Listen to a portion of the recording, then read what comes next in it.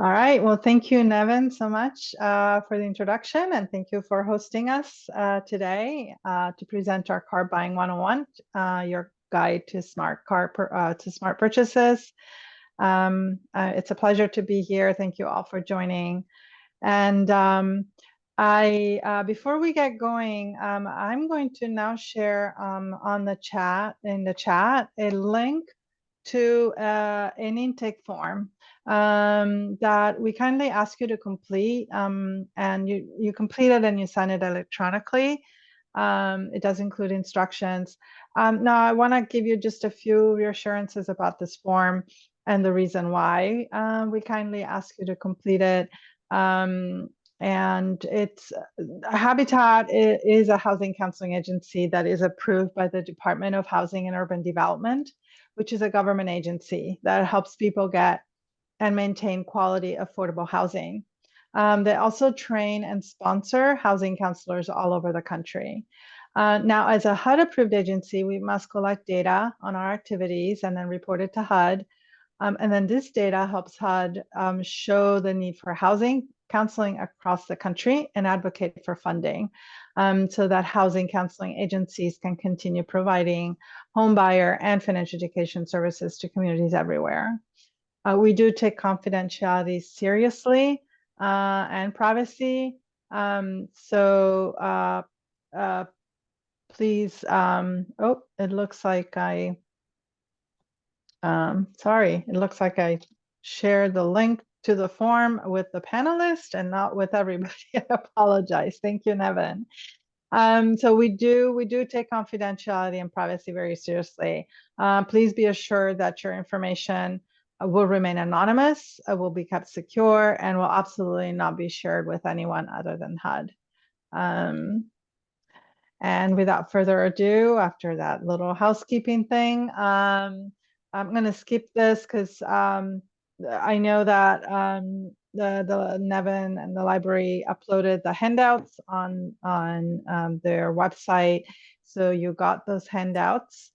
I do want to tell you a little bit about who we are. Habitat East Bay Silicon Valley is a nonprofit, and we serve people in Alameda, Contra Costa, and Santa Clara counties.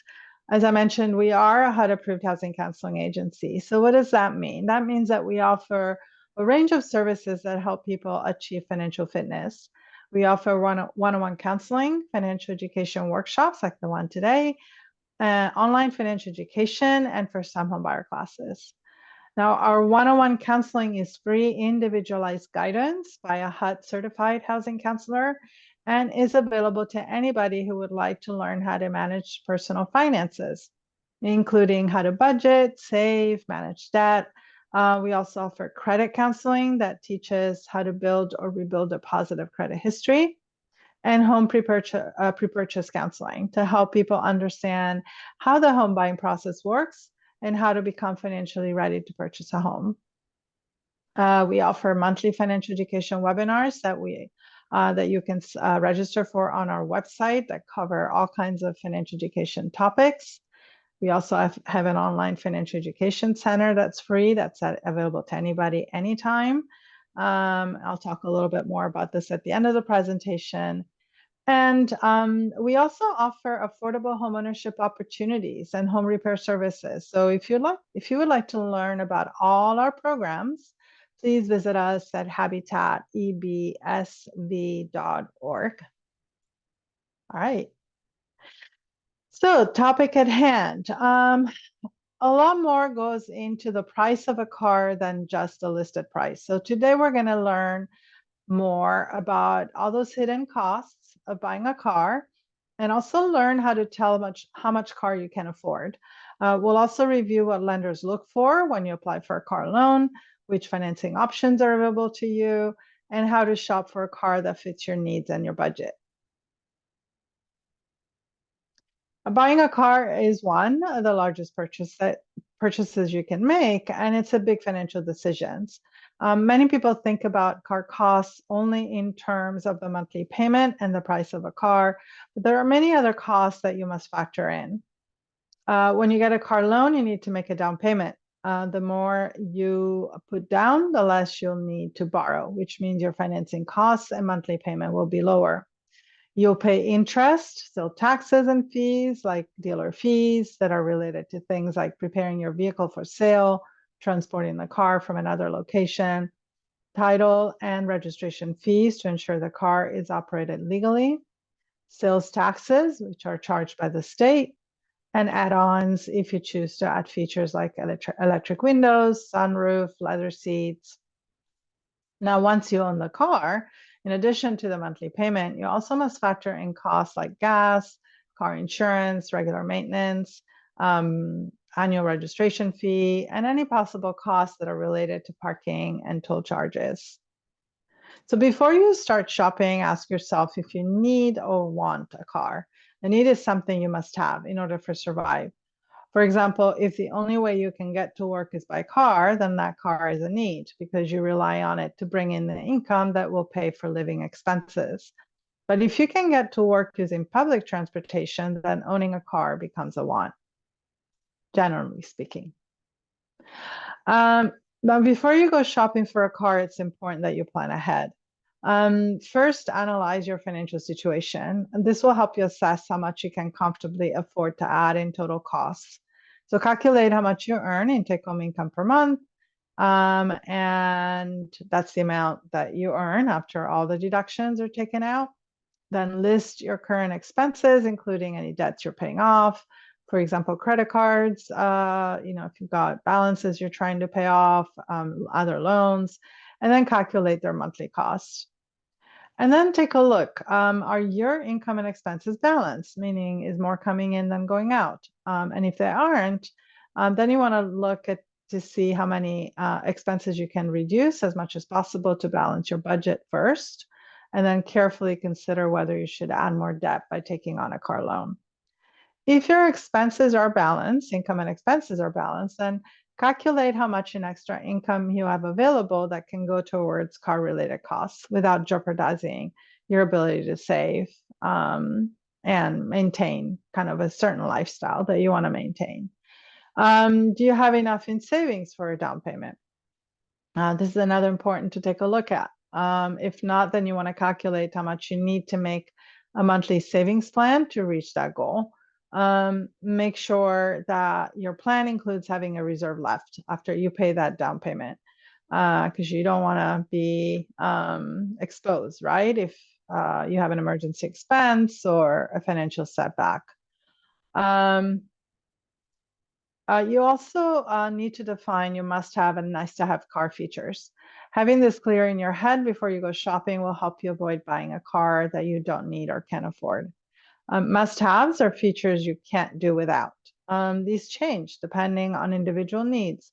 For example, if you have a long commute to work, then fuel efficiency is likely a must-have. Nice-to-have features are those that you enjoy but are not essential. For example, if you drive mostly alone, then you don't need a larger car model. You also don't need add-ons like leather seats or a moon roof. And do your research. The more informed you are, the better the chances are that you'll buy a car that fits your needs and budget. So research car makes and models, check and compare costs, safety features like airbags, seat belts, anti-lock brakes that help you stop safely, and check reviews. Now, the US Department of Energy website helps you compare various car models' fuel costs side by side. On the National Highway Traffic Safety Administration website, you can check a car's safety ratings and if a vehicle is a part of a recall. Now, recall is when a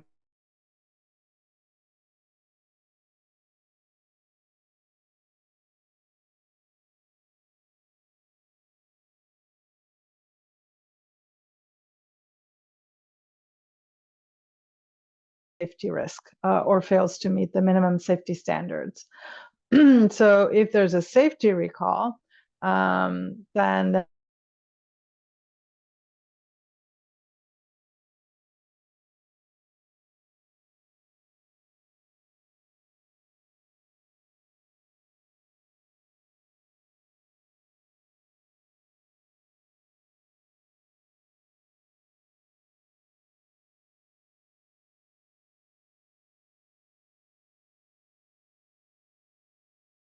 use to calculate how much car you can afford. The first part of the rule says to make a down payment of at least 20%. You can apply this rule in two ways. First, if you know how much you can put down on a vehicle, you can figure out how much you can spend on the purchase in total. Or if you already have a car in mind, then you can figure out how much you'll need to put down based on its listed price. Now, the value of a new car declines about 20% in just the first year. Each year after that, the value goes down further. A 20% down payment can help shield you from this depreciation. If you put less than that, then you might end up with an upside down auto loan, meaning you'll owe more than the car is worth. If you sell the car, you'll have to come up with the money to bridge the gap between the sale price and the loan balance that you still owe. The length of your loan term should not exceed 4 years. A loan term is the length of time it will take you to pay off the loan. A longer term loan means your monthly payment will be lower, but you'll be making payments for more years and end up paying more in interest. So the car will cost you more. You also risk that the loan outlasts the life of the vehicle. You may have a car that no longer runs, but you're still making payments. And your total monthly car cost, including the car payment, insurance,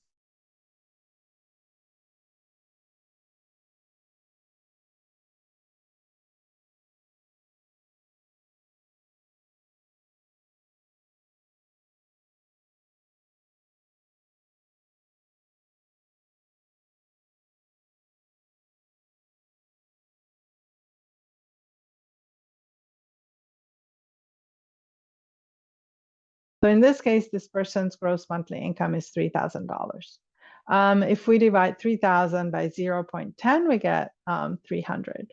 So that's the total this person can afford to spend per month in car-related expenses. The second example shows how to calculate a car price that you can afford based on the amount that you have available for a down payment. So this person has $1,000 in cash and a car they want to trade in, whose value is $3,000. So in total, they can put $4,000 down. If we divide 4,000 by 0.20, we get 20,000. So based on the down payment this person can make, the maximum car price they can afford is $20,000. You can also use online car loan affordability calculators that can help you estimate what you would be able to afford. Of course, keep in mind that this is just a guideline, and you may need to adapt this rule to your situation. While the rule allows you to spend up to 10% of your gross income on costs, your monthly expenses and debt obligations may not allow you to spend quite that much. A total cost that you're comfortable with is ultimately based on your specific financial situation, your budget, your lifestyle, and goals. If you're buying a car with cash, here are the pros. There will be no monthly payments due monthly. You don't need to finance the purchase, so you won't have to pay interest to a lender. If you buy a car in cash, you have full ownership, which means you have the total control of when you want to sell it, how much to sell it for, versus if you still owe the loan and you must pay off the loan and work with the lenders to complete the process. Here are some disadvantages. One of them is that when you buy cash from the dealer, they may opt to charge you more. Since, apologies, I revealed that too soon. But since the car is being paid in cash, you lose the opportunity to build credit because you will not have a loan history reported on your credit report. And when you buy a car in cash, whether it's $5,000 or $20,000, you're using up a large cash reserve, which could put your emergency savings in peril, or that you could have used to add to high interest earning savings account, or maybe a retirement account or an investment account. So before you buy car cash, do your homework, compare all your car buying options, look at the financing rates, discounts, deals, and options available to you should you choose to finance a vehicle, and then gather your calculations and compare financing with the cost of buying the car in cash. When you buy a car, you must consider the total cost of ownership, including monthly and periodic expenses. Monthly costs are easy to calculate. periodic costs, which are due a few times a year, require a bit more planning when you budget for them. So the best way is to save a little each month. Let's look at an example. Based on the car make and model this person wants to purchase, the annual registration is $240 a year. They divide that amount by 12 and find that they must save $20 a month to cover this cost. They also estimate that if they pay insurance every 6 months, it will cost them $1,200 a year. They divide that amount by 12 and find they need to save $100 a month. About 4 times a year, they'll also need to do car maintenance, like oil and filter changes. They do some research, find that it will cost them about $90 each time, or $360 a year. They divide that by 12 and find they need to save $30 a month. So to cover all these costs, they would need to save a total of $150 a month to make sure that they have enough available to pay them when they become due. Now, when you calculate how much you can afford in total car costs, it's important that you take all these periodic costs into account. So let's look at an example. Let's say that based on their current budget, the maximum this person can afford to spend on car ownership cost is $600 a month. So they know their total monthly cost to cover periodic expenses is estimated to be $150. They also calculate that based on their traveling needs and car fuel's efficiency, gas will cost them about $200 a month. They will also have regular bridge and highway toll costs, which they calculate to be about $10 a month. And all these costs total $360 a month. So they deduct $360 from the $600 total cost that they can afford and calculate the maximum they can afford in monthly car payment is $240. Now, your loan costs include a financed amount and the finance charges. The financed amount is how much you borrow to buy the car, and the finance charge is the cost you pay the lender to borrow its money. It includes the interest and fees for things like reviewing your application and servicing the account. The loan term is the length of time it will take you for you to repay the loan. The longer it is, the more the car will cost you because you'll pay more in interest. The interest rate you pay is expressed as a percentage and is determined by factors like the state of the economy, your credit score, and how much you borrow. The annual percentage rate, or APR, is also expressed as a percentage and includes the interest rate plus the lender's fees. Different lenders may charge the same interest rate, but the fees may vary. For this reason, the APR is used to compare loan offers to determine which will cost you less overall. Now, make sure your loan offer has a fixed interest rate. That means it never changes. So you make the same monthly payment every month. Most auto loans have a fixed rate. However, you may get a loan offer that has a variable interest rate. So make sure you check before you sign. A variable rate means the interest can change, and if it goes up, your monthly payment will increase. And that makes your payments unpredictable, and you risk having to cover a payment that you may not be able to afford. When you apply for an auto loan, shop around, compare loan offers so you can get the best deal. You have a choice between dealer arranged and bank financing. Bank financing is also known as direct auto loan. That's when you apply for a loan with a bank or a credit union. So you can start with the financial institution that you're currently working with because you are their customer. They have more information about you and may be more willing to give you a better rate than a lender who does not. If the bank is willing to make an auto loan to you, they'll give you a conditional pre-approval, which is based on factors like your credit score, terms of the transaction, and the type of vehicle you want to purchase. The pre-approval includes the interest rate, the loan length, and the maximum amount the lender is willing to loan to you. And then this pre-approval is also conditional, meaning that you find a vehicle that meets the loan pre-approval conditions specified in the quote. Getting a pre-approval before you go to the dealer can help you get an idea of what you can afford and help you narrow down your car choices and also negotiate with the dealer to get a better deal. With dealer arranged financing, you apply for a loan with a lender through the dealership. Once you've found a car you want to purchase and have come to an agreement, then the dealer collects information from you and then forwards that information to one or more prospective auto lenders. So when you shop for an auto loan, if possible, keep shopping the shopping window to a maximum of 1 to 2 weeks to minimize the negative impact on your credit score. However, if you need more time, prioritize the importance of finding the best deal because it will far outweigh the impact on the credit score, which is going to be temporary. Watch out for predatory lending practices. Predatory lending usually benefits the lender while making it harder, or more expensive for a borrower to repay a debt. So here are some red flags. Dealership that advertise buy here, pay here, or no credit, no problem. They typically finance auto loans to borrowers with no or poor credit histories and charge interest rates and fees that are much higher than a bank or credit union.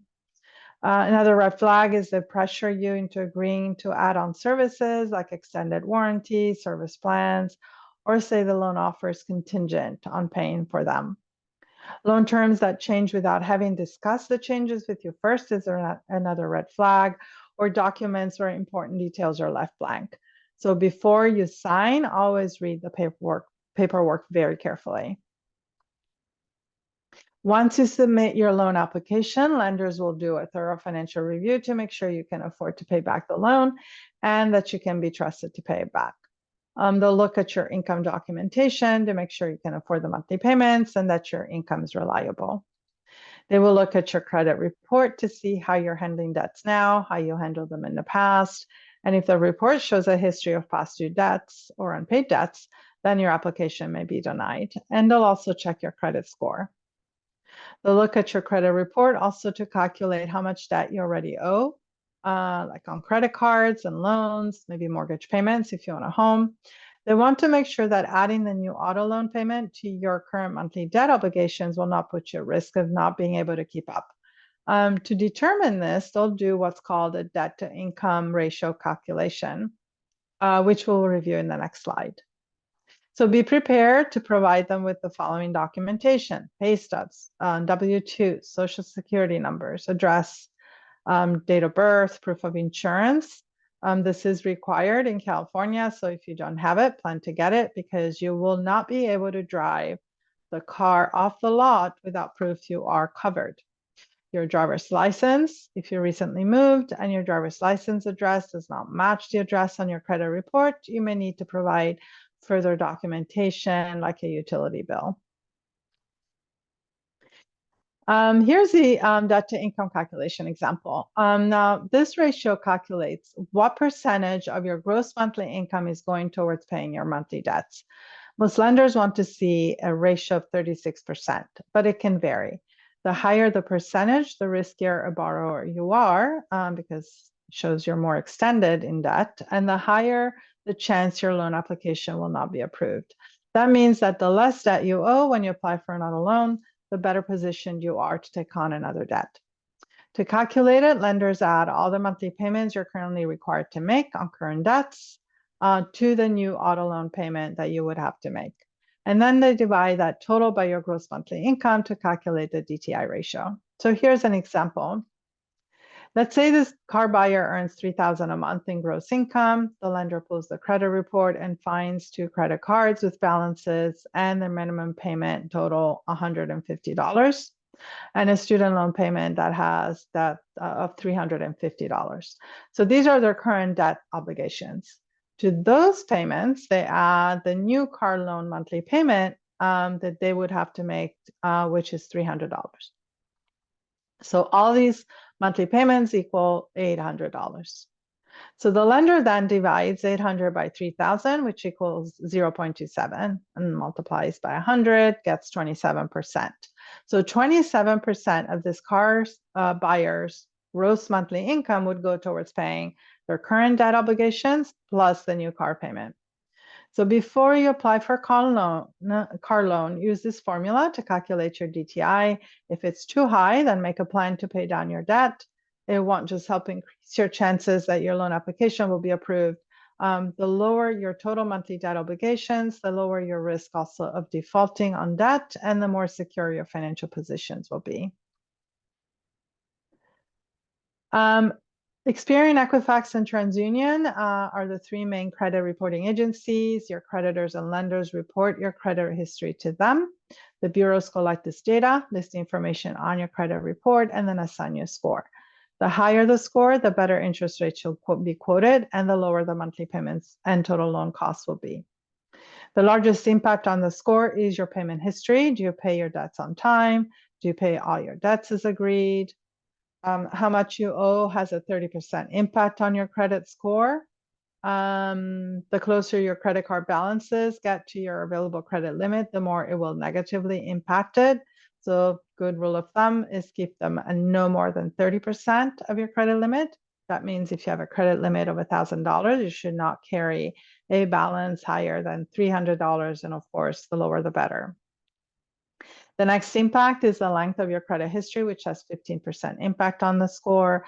The short history doesn't mean you cannot have a good score, but the longer it is, the more information is available about how you handle debts, and so that can help increase it. New credit has a 10% impact. That's when your credit report is full because you apply for credit or loan. Every time you apply to borrow money, your score gets a hit, and the score may go down. How much really depends on how many accounts you have recently opened or applied for, and also what else is being reported on your credit history. Types of credit used has a 10% impact. Now, there are 3 types of accounts that are reported on a credit report: installments, which are loans; revolving, which are credit cards; and mortgage, if you own a home. You don't have to have all 3. But having what's called a credit mix can help a score, and that's because it shows how you handle different types of debts. So check your credit report before you apply for a loan, so you can see if there's anything reported that you should resolve or maybe fix to help improve your score, like past due debts that you owe, that you maybe can pay off, incorrect information you can dispute, high credit card balances that you can pay down. You are entitled by law to pull a free copy of your credit report from each of the credit reporting agencies every 12 months. Although now there's a COVID-19 program that's been extended permanently by the credit bureaus that allows you to actually pull your credit reports for free from each of the agencies once a week for free. You can request your free copies from annualcreditreport.com, either online or by calling them. Make sure that you go to the correct website, because there are some websites that look the same, but they ask you to pay. So you shouldn't have to pay anything if you're pulling them from the correct website. Keep in mind that when you pull your free reports, you will not get a score. If you would like to check your score, you can do so by requesting it from various companies, including FICO and the credit bureaus, although you'll likely have to pay a fee. And watch out for free credit score or free credit report offers, because they often convert to ones that you must pay for after the trial period. And it could also be a scam trying to get you to share personal information. I'm going to skip this slide because I want to get through the presentation, and then at the end we're going to do kind of a Q&A, and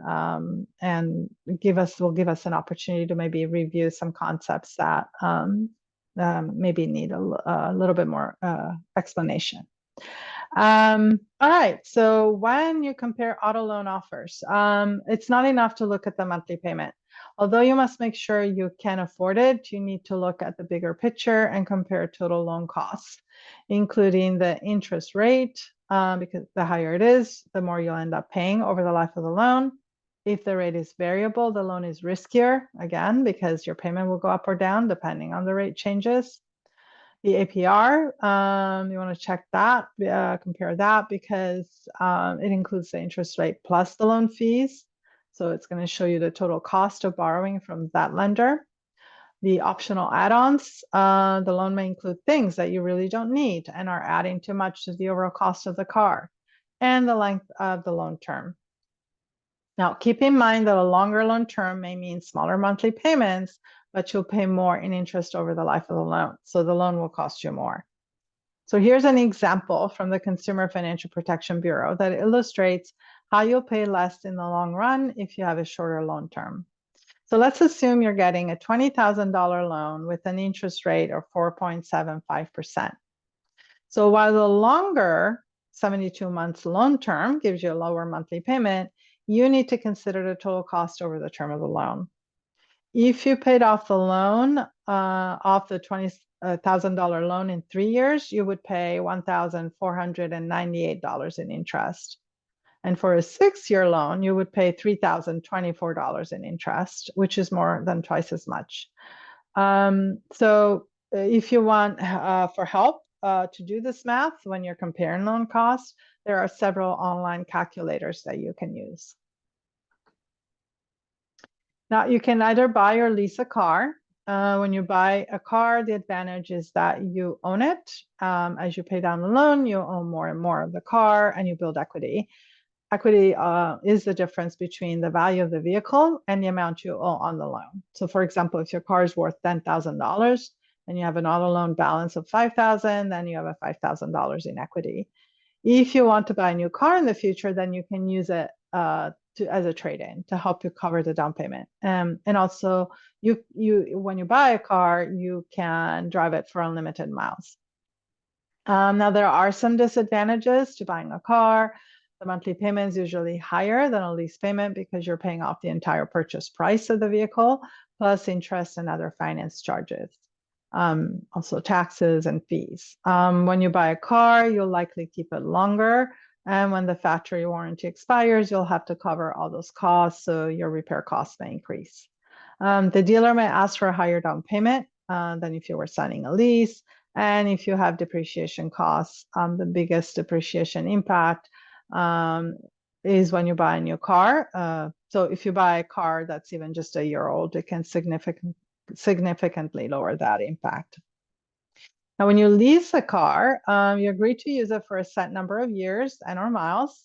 So think of it as a long-term rental contract. You don't own the vehicle and you're required to return it after the lease ends unless you exercise a purchase option.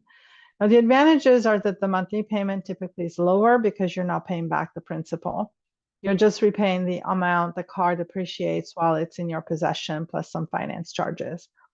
Because the monthly payment's lower, you may be able to afford a nicer car or a newer car that is still covered by factory warranty. And you'll also likely have lower repair costs because you will turn it in before they start adding up. These cars also often require a smaller down payment than if you buy. But here are disadvantages. You don't own the car at the end, which means you don't have the benefits of a built-up equity or trade-in value. The mileage you're allowed to drive per year is limited. So when you compare buying versus leasing, consider your driving patterns. How many miles do you drive on average per year? Would you go over that limit? And if so, by much, because each additional mile you drive will cost you. It's also harder to get out of a lease contract if you find that you can't keep up with the payments. And when you lease, you're responsible for excess wear and damage and any missing equipment. So if you don't maintain the car in good condition, you'll have to pay excess wear and tear charges when you turn it in. And beware of lease offers you see advertised with low monthly payments that seem too good to be true. It's probably a very low mileage lease with a high down payment. So make sure you read the contract carefully. And here are some scams that you need to watch out for.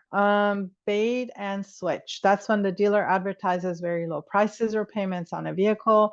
When the customer asks about this car, the car dealer tells them it's already been sold or not available at the advertised price. However, they have several cars similar to the one advertised at a higher price, of course. Watch out also for online posting scams like Craigslist. Scammer posts cars that don't exist. They copy and paste images from a real postings and make fake listings. And be wary of the seller who does not want to meet in person or pressures you to act fast. For example, they want to conclude a transaction as quickly as possible or ask you to wire money. They're trying to get you your money before you have time to think or examine the deal. So let's review the steps you should take before you go car shopping. Check your credit report and fix anything that will help you improve your credit history and raise your credit score. Get pre-approved for an auto loan to help you determine how much car you can afford so you can narrow down your car choice before you start looking, and it also helps you negotiate with the dealer. Determine which car makes and models you should consider based on needs and what you determined you can afford. And remember to include all the costs, not just the car payment, but also the upfront costs like the down payment and periodic costs like insurance, registration, and so on. For each model you're considering, estimate how much insurance, registration, gas, and maintenance would cost, and then compare to help you narrow down the choices even further. To estimate car insurance, you can ask for free quotes. Maybe you already have renter's insurance, so you can ask your insurer how much it would cost to add a car to your policy. There are also online calculators that can help you get an idea. And on the DMV website, you can also estimate the annual vehicle registration fee, and then the US Department of Energy website, you can use their calculator to compare various car models, fuel consumption costs side by side. Once you've narrowed down your choices, check reviews of the car or the cars that you're interested in. And when you have a final list, look up the average selling price in your area. And if you're trading in a car, know your trading value and bring that information with you when you go to the dealer. Before you go to the dealership, think about the car features you're interested in, like alarm systems, navigation. Refer to your list of must-haves and nice-to-have to help you make choices. And then, having this clear in your head before you go to the dealer will help you avoid buying more car than you need and stay within budget. And of course, check the reviews and ratings for the dealership you are considering visiting. If you're shopping for a used car, it's generally better to buy it from a car dealer and will be around long after the car purchase. Most used cars are sold as is with no warranty. Dealers also offer certified pre-owned cars. These are cars that go through an inspection and generally have lower miles, include a manufacturer's warranty. If you're considering one, make sure you find out what the warranty covers and how long it lasts. And before you go shopping, look up what other buyers have paid for that car and research the vehicle's estimated trading value. You can use this as a guidepost for what the dealership might have paid for the vehicle. Find out as much as you can about the vehicle, get a history report. Many dealers provide it for free. You can also get one yourself, although you'll have to pay a fee. You need the vehicle identification number or license plate number before you can run it. Now, the VIN is a 17-digit name, essentially, made up of numbers and characters that an automobile manufacturer assigns to a specific vehicle. The report will give you valuable information, including maintenance records, who owns the car, how many people have owned it, if there have been any recalls. If there have been, ask if those recalls were fixed. The dealer doesn't have to make them, but it can impact the safety of a car. So if you can't get proof that they were done, then you need to take this into serious consideration. You also see if the car's been in accidents, and if so, if it was impacted, to make sure the damage was repaired properly. If it was assigned a branded or salvage title, then that's a huge red flag. These are vehicles that were declared a total loss by the insurance company, and cars that are branded as Lemon have proven to be excessively defective. Check the odometer reading. If it's lower than the history report, then it would be a sign of a spin-back fraud. On the motor vehicle title information website, you can check the maintenance records and how many people own the car. And on the National Insurance Crime Bureau website, you can check if the vehicle has been reported as stolen or if it was reported as a salvage vehicle. Get the car inspected by an independent mechanic. Even if the car has been certified and inspected by the dealer, the inspection looks for mechanical or body defects. If the dealer won't let you take the car off the lot, maybe because of insurance restrictions, and look for a mobile inspection service that will go to the dealer. If that's not an option, ask the dealer to bring the car for inspection at a facility you choose. And if the dealer won't allow an independent inspection, then maybe consider going to another dealer. Take a test drive. Does the car feel comfortable to drive? Drive it on city streets, highway, listen for engine, transmission, or suspension sounds.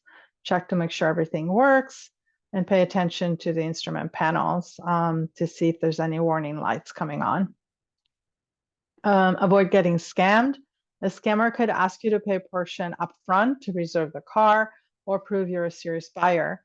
Don't pay anything upfront. The seller could take your money and never show up at the meeting. Do the photos on the vehicle's listing match the description of the vehicle? Make sure the photos are of the vehicle that you checked online. Is the seller in the country?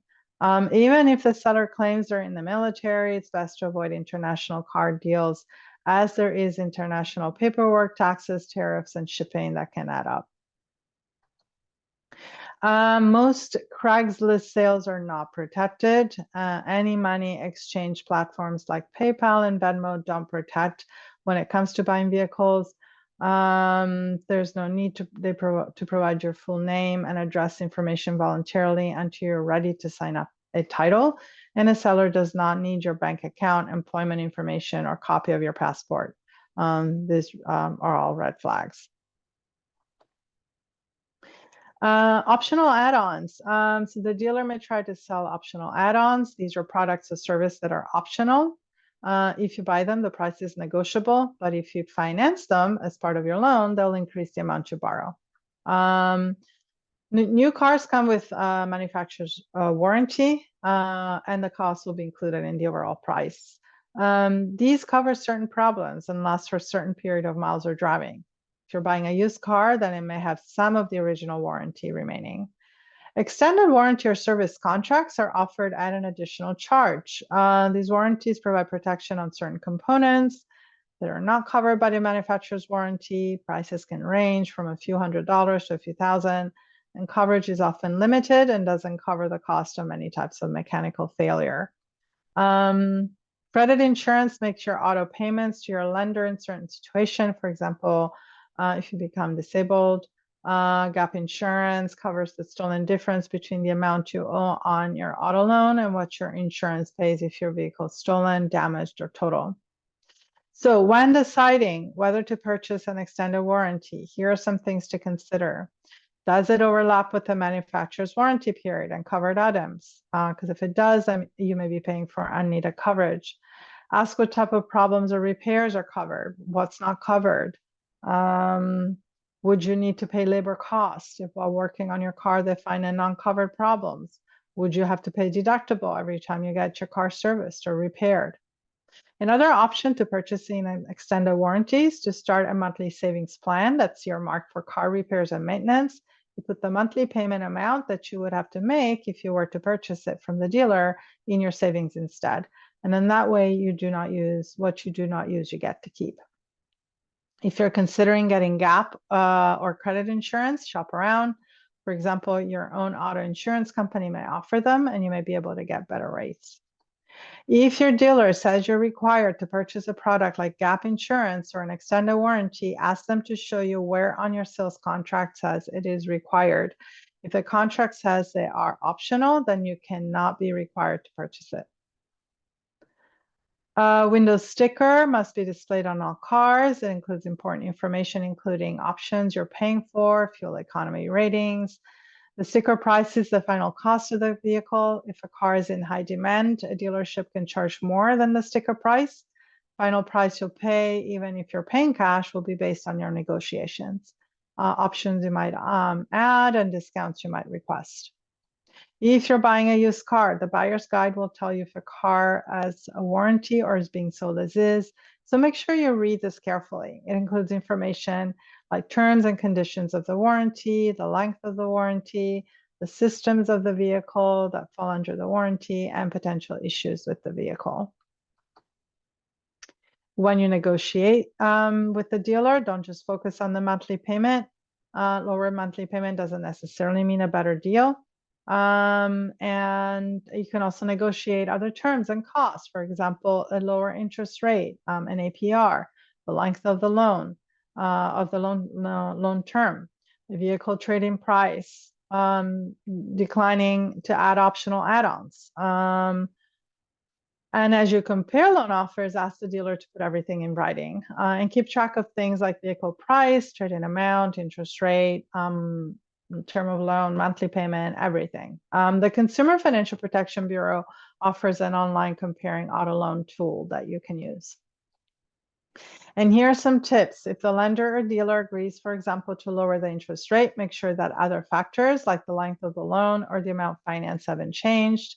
Be cautious of biweekly payment plans. That means some months you'll have to make an extra payment and you'll end up making 13 monthly payments instead of 2 per year. Although you should know how much you can afford per month, don't provide that figure to the salesman, because if you do, then the dealer can work the numbers to make the monthly payment fit with your maximum.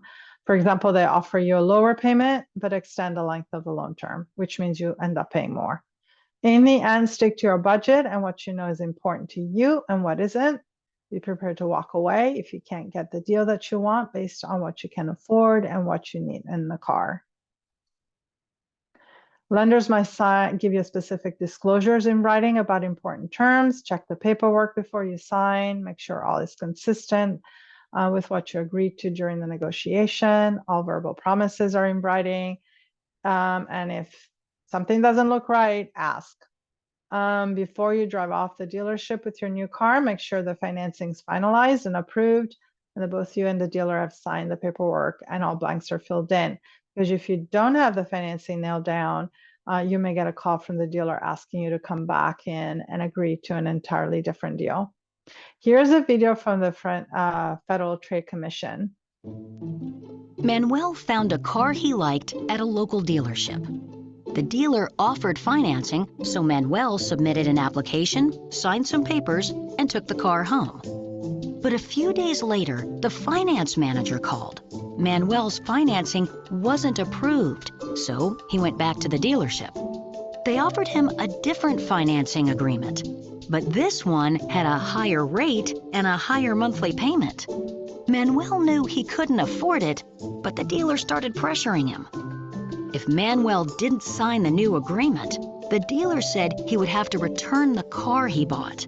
And the dealer said Manuel couldn't get his old car back because it was already for sale. Manuel knew his rights. He didn't let the dealer intimidate him. He said he would report the dealer to the Attorney General if they didn't make it right. So, the dealer canceled the contract.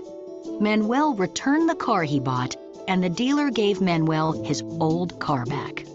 Now Manuel knows to compare offers from several lenders and get his financing before he goes car shopping. If he chooses the dealer financing, he also knows to ask if the deal is final and to get that in writing.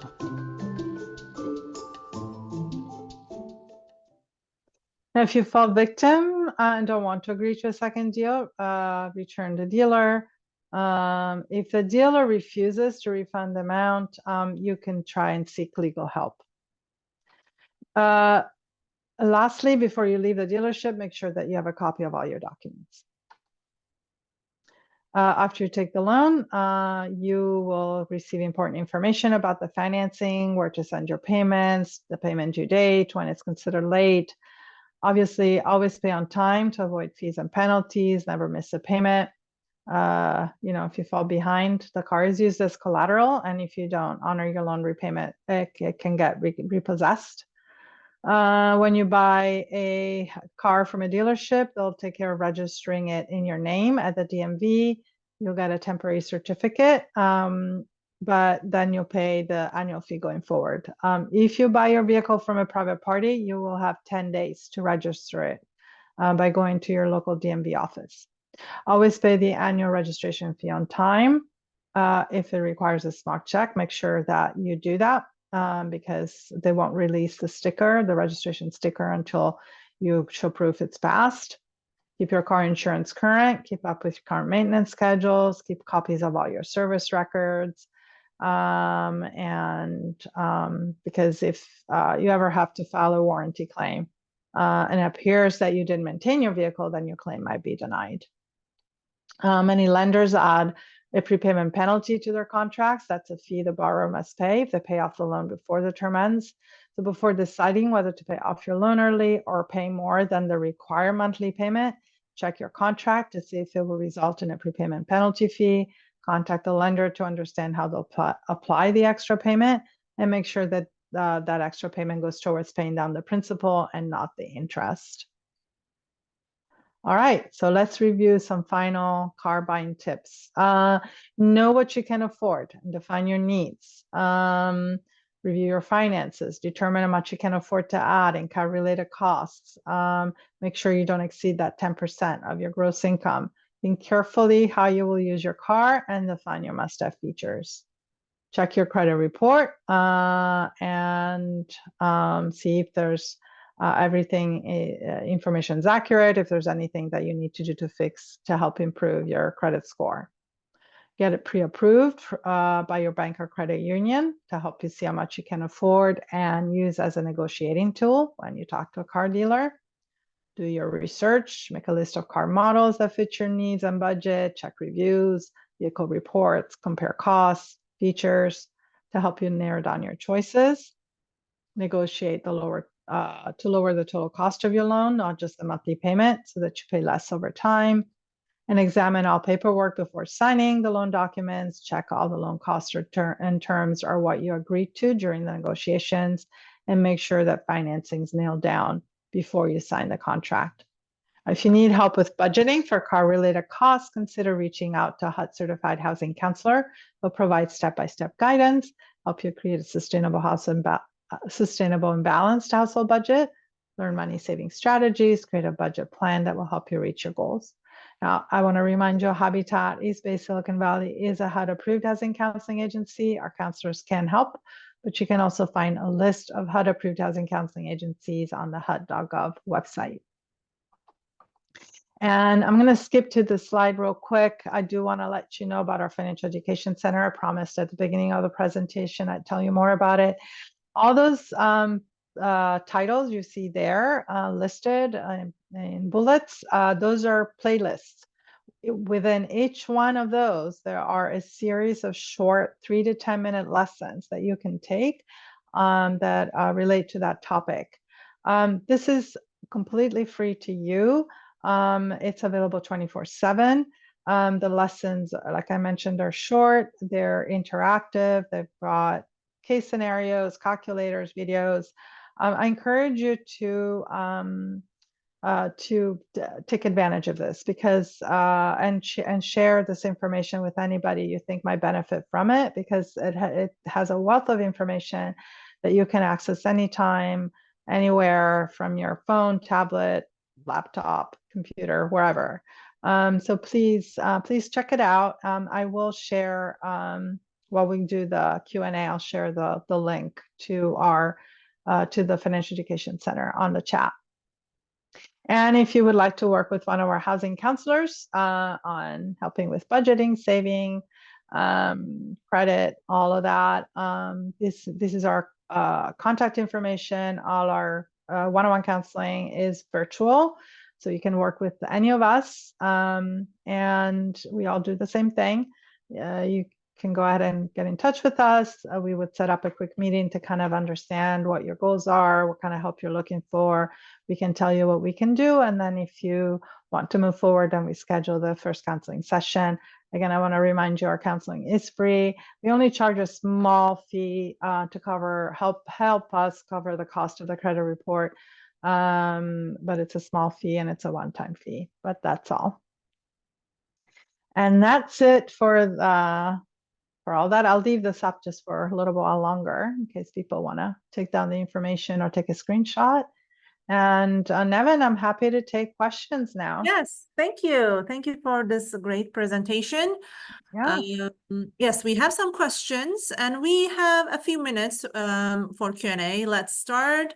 If you moved here recently, I think to this country, and don't have a credit history, how do we negotiate for auto loan? Yes, if you don't have a credit history, that's where, you know, if you have a relationship with the bank or a credit union, that's a good place to go because they know you, they know more about you, and they may be more willing to extend a loan, and then you can do the loan with your bank or credit union. That's good. And how can we avoid unwanted dealer ads on? You tell them. You say you don't want it. Be Uh, direct. You don't, yeah, I be don't want direct. it. Yeah, you know, you're not, you know, like I mentioned, right? It's not a required add-on, which these, you know, extended warranties, those are all optional. You just tell them, say, I don't want it, and just hang tough. They'll probably say, like extended warranty, they'll probably reduce the price, maybe even half it, then half it even more to really, but you know, stand tough, and just say, you know, okay, you either give it to me without the add-ons or I walk away. And eventually they get it. You just have Thank to, you. yeah. Thank you. There is one comment, not question. Mita, from Mita, I recommend keeping an emergency fund for unplanned scenarios like floods, battery replacement, and all other things. Yes, very true. Thank you, Yes, Mita. thank you. Thank you for that. Yes, absolutely. One more question. Can you lease a car month to month? Well, you don't lease a car month to month. You sign a lease and then you pay um, a monthly amount, a monthly payment. But you lease it for a year or so? Depends on the No, dealer, maybe. no, when you lease it, usually the contract is for, I think you can do 3 or 4 years, Oh, I but see. you have to sign a contract, an extended contract. It's like a long-term rental agreement. I see. Can we get this recording if possible? Yes. Since you register for this webinar, I have your email addresses and I'm going to email you with this recording and also these slides that Alessandra shared with us. Mhm. Um, And I just shared the link to the Financial Education Center in the oh, chat. So if perfect. anybody, yeah. Yes, the Habitat for Humanity has a lot of good courses and talks, and we work with them really closely. In fact, we are going to have another program in December about shopping for a mortgage loan, which is a bigger loan if you compare the car. But yes, look for that one. I think it's on December 5th. And thank you for joining us this afternoon. Hope you enjoyed this program and presentation. Thank you, Alessandra, as usual, for your time for today. Thank you. Thank you, Nevin, for having me. And thank you, everybody, for joining. Of course. And when you log out, dear attendees, there is a survey. Please try to fill that out. Thank you so much and have a nice day. Bye. See you Thank in another you. program. Bye. Bye.